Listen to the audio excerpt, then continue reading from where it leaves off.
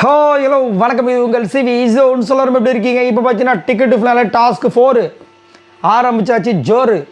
ஆனால் அதுலேயே பார்த்தீங்கன்னா ஸ்டார்டிங்கை வந்து ஒரு விஷயம் நடந்து அதுக்கப்புறம் வந்து பிக் பாஸை வந்துட்டு பாதிலேயே இந்த டாஸ்க்கை நிறுத்தி அதுக்குள்ளே வந்துட்டு நம்ம திவ்யா கதறி அழுது அதுக்குள்ளே வந்துட்டு வினோதை பார்த்து அப்படின்னு சொல்லி எவ்வளோ விஷயங்கள் நடந்து போச்சு. அதெல்லாம் பார்க்கலாம். அதுக்கு முன்னாடி பார்க்குற எல்லோரும் நம்மளோட சேனலை சப்ஸ்கிரைப் பண்ணிட்டு பாருங்கள், லைக் பண்ணுங்கள், கமெண்ட் பண்ணுங்கள், ஷேர் பண்ணுங்கள். இப்போ வாங்க இந்த வீடியோக்குள்ளே போகலாம்.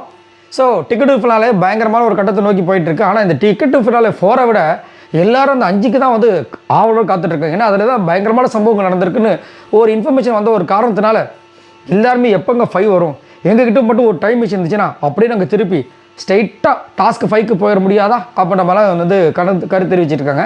சரி, அதுக்கு முன்னாடி இப்போ டிக்கெட்டு ஃபினாலே டாஸ்க் 4 நடந்துச்சு. அது எப்படின்னா நடுவில் வந்துட்டு கடிகார முள் மாதிரி வந்துட்டு 2 முள் இல்லை, ஒரே முள் இந்த பக்கம் அந்த பக்கம் இருக்கும், சுற்றிகிட்டே வரும். நீங்கள் வந்து அந்த பக்கம் குதிக்கிறத பார்த்தீங்கன்னா இந்த பக்கம் கோட்டை விட்டுருவீங்க. அதனால் உங்கள் பக்கம் வந்து வரும்போது குதிக்கணும். இது மாதிரி கரெக்டாக ஆரம்பித்தாங்க. முதல் ப்ராக்டிஸ் பண்ணிக்கோங்க. ஸ்லோவாக வந்துச்சு, அதுக்கப்புறமா வேகமாக சுற்ற ஆரம்பிச்சது. எல்லாருமே ரொம்ப அழகாக பண்ணாங்க. பட் விக்ரம் வந்துட்டு கோல் விட்டாப்பில். ஏன்னா அவருக்கு கொஞ்சம் வெயிட் அதிகம் இல்லையா, ஜம்ப் பண்ணணும், நல்லா ஜம்ப் பண்ணணும். கம்முதுன்னா சூப்பராக ஜம்ப் பண்ணணும். ஏன்னா அவர் டெய்லி ஜம்ப் பண்ணி எக்ஸசைஸ் பண்ணுறவர். நம்ம சபரி செமையாக பண்ணுறாங்க, விஜய் பார்வதி, அரோரா எல்லாருமே ரொம்ப அழகாக வந்துட்டு கரெக்டாக பண்ணிட்டு இருந்தாங்க. அப்படியே ஒரு 4 ரவுண்டு சுற்றிச்சு. 5வது ரவுண்டு வரும்போது இப்படி குதிச்சா அப்படியே டக்குன்னு குதிக்கும்போது அந்த இதில் வந்து காலில் பட்டுருச்சு. இங்கே பட்டவுடனே அவரோட வெயிட்டுக்கு அந்த பக்கம் ஆப்போசிட்டுக்கு லைட்டை தூக்கிச்சு, அவங்க மேலேயும் பட்டுருச்சு. ஸோ ஆக்சுவலாக வந்து இந்த மாதிரி ஒரு காரணத்துக்காக தான் அது 2 பக்கம் முள் வச்சுருக்குது. இப்படி பண்ணும்போது அந்த பக்கம் எப்படி இருந்தாலும் வந்து காலில் படக்கூடாது, அதுதான் டாஸ்க்கு.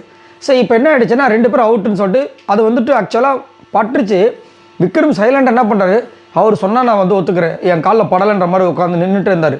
அது பாட சுற்றிட்டே இருந்துச்சு. அதுக்கப்புறம் பிக் பாஸ் வந்து அனௌன்ஸ் பண்ணார், விக்ரம் திவ்யா 2 பேரும் அவுட் அப்படின்ட்டு. ஓகேன்னு அவர் இறங்கிட்டார் விக்ரம். ஆனால் இவங்க வந்துட்டு பாஸ் அந்த மைக்கில் சொல்கிறாங்க, அது அவர் கால் மேலே பட்டு என் காலில் பிடிச்சுன்றாங்க. இது எப்படி? ஆக்சுவலாக அதுக்காக தான் 2 பக்கமும் வச்சுருக்காங்க. இப்படி பட்டாலும் அப்படி வரதான் செய்யும். அதுக்குன்னு பார்த்தீங்கன்னா இதை வந்து அலோவ் பண்ணாங்கன்னா அடுத்தது எல்லாமே வந்து ஒன்று வரும். ஸோ அதை வந்து கேட்குறாங்க. சைலண்ட்டாக இருக்கார் பிக் பாஸு. அதுக்கப்புறம் எப்படி நான் இதை அக்செப்ட் பண்ண முடியுன்றாங்க. திரும்ப பேசிட்டே இருக்காங்க. அதுக்கப்புறம் பிக் பாஸ் வந்து வெயிட் பண்ணுங்கன்ட்டாங்க. போனாங்க, உட்காந்தாங்க. திரும்ப பார்த்துட்டு செம்மையாக அழுதாங்க.